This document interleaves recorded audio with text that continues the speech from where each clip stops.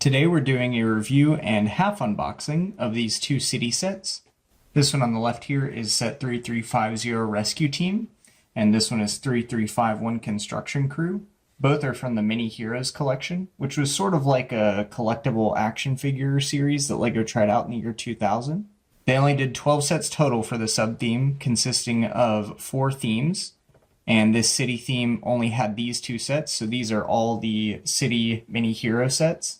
These originally retailed for $5 each. This set is 22 pieces according to the box, and this one is 19 pieces according to the box. So before we open this one up, let's go ahead and take a look at the box, since this one is sealed. You can see apparently they have names, Dave, Pete, and Gary with 2 R's. I don't think I've ever seen Gary spelled that way. Gary.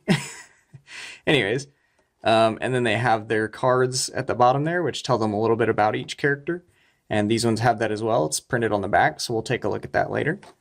Standard warnings on the other side. Same stuff on the bottom. Top is just another shot of them. On the back here, we see the other 11 sets in the line, and it highlights the one that you have. So the other 3 themes that they did were Star Wars, Ninja, and Rock Raiders.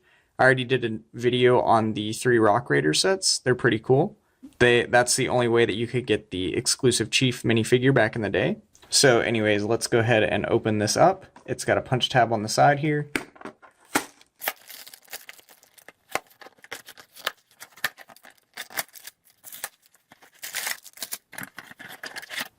Here are the stands that come outside the bags. Here are the figure cards. They're in a sealed little baggie here.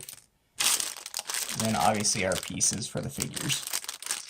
No instructions here, but it's pretty self-explanatory, so I'll go ahead and start building.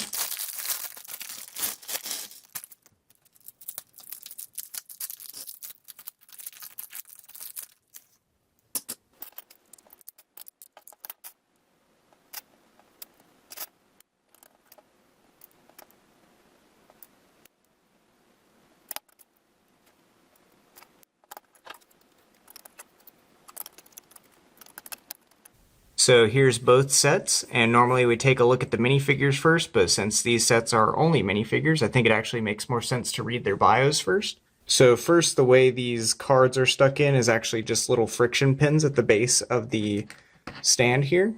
You can see those like rounded teeth sticking out. It works well enough, but it has the downside of kind of damaging the cards over time. Puts some little dents in there. Sometimes it curves the cards because it's trying to push them in that shape. So it's not my favorite, but it works well enough for just showing off the background. And it's cool that they're double printed, or printed on both sides, so that you can have just a clean background, or if you want to turn them around and have their description and name and everything shown there, you can do that. I prefer the clean background since we already have the minifigure on display. I don't really feel the need to show their description on the front. So here's our cast of characters, and I'll go ahead and read through them. So we've got Dave. Dave is the digger. Says, a shovel can be hard to control, but Dave is a very skilled digger. People always call Dave if soil needs to be removed. And this face right here I definitely recognize from LEGO Racers 2. I think he's one of the racers that you face off against in the starting town. Then we've got Gary, and that's how I'm going to say that. Gary is the ganger? I don't even know what that means. Is that like the foreman? What does that mean? Hold on, I gotta look that up. Yeah, looking it up, it does seem to be some sort of foreman type role. It's actually pretty obscure from what I'm seeing. Like, I'm not seeing a lot of results for that as a term. What I do see is that it's on a UK site, so I'm wondering if that's like maybe a UK term, and these were designed in the UK. No, these would have been designed in Denmark. Either way, that's a pretty strange choice for that, but I guess that's what they went with. So Gary is good at giving orders, and when Gary speaks, the workers listen. His motto is everything is under control. But another thing I noticed is that his faceprint looks like Jedi Bob, and it actually might be. So let me go grab Jedi Bob and we can check. Okay, so I'm not crazy. I think that's actually, yeah, that's the same faceprint. My new favorite minifigure is Gary.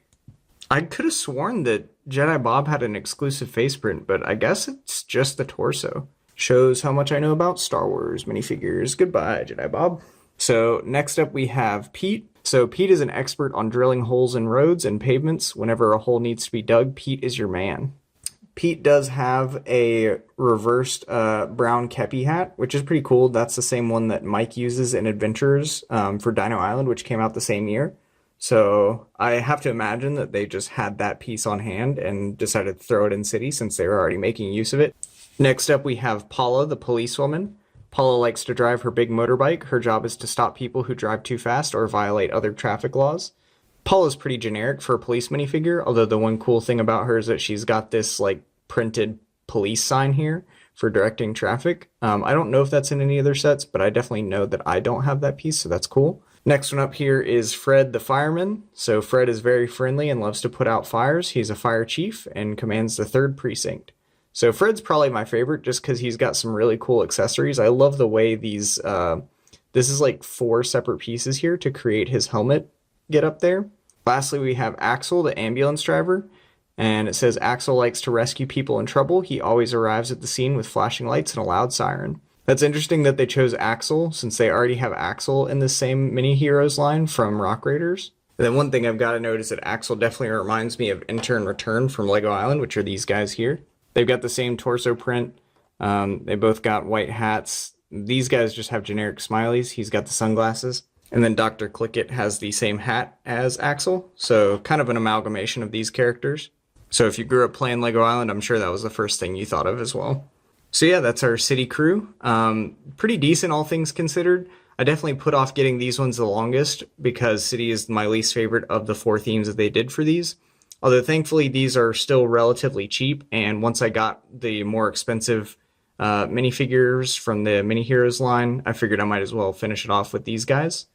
And I definitely don't regret it. The figures are pretty unique as far as City figures go, and I really do like the blue base with the blue background and the gold trim. It looks nice. So adjusted for inflation, each of these would have retailed for $9.29 in 2024. Current used prices have the rescue team at $12 used and the construction crew at $10 used. That's a little inaccurate from what I'm seeing. Basically, these don't sell a whole lot. All the Mini Heroes line is pretty rare. Although thankfully with these ones, like I was saying, these aren't too expensive. Nobody's really going for them right now. I would say they're actually more in the realm of like $20 for used sets. But, you know, just keep a lookout on eBay if you're interested in them. Are they worth it? Not really. None of these figures are exclusive, and none of them are interesting enough that unless you really are a fan of City, I don't think you should go out of your way to get these sets. The only reason I did it, like I said, was so that I could complete the entire Mini Heroes collection. So up to you if you think that's worth doing. Anyways, that's all I've got for today. Thank you so much for watching.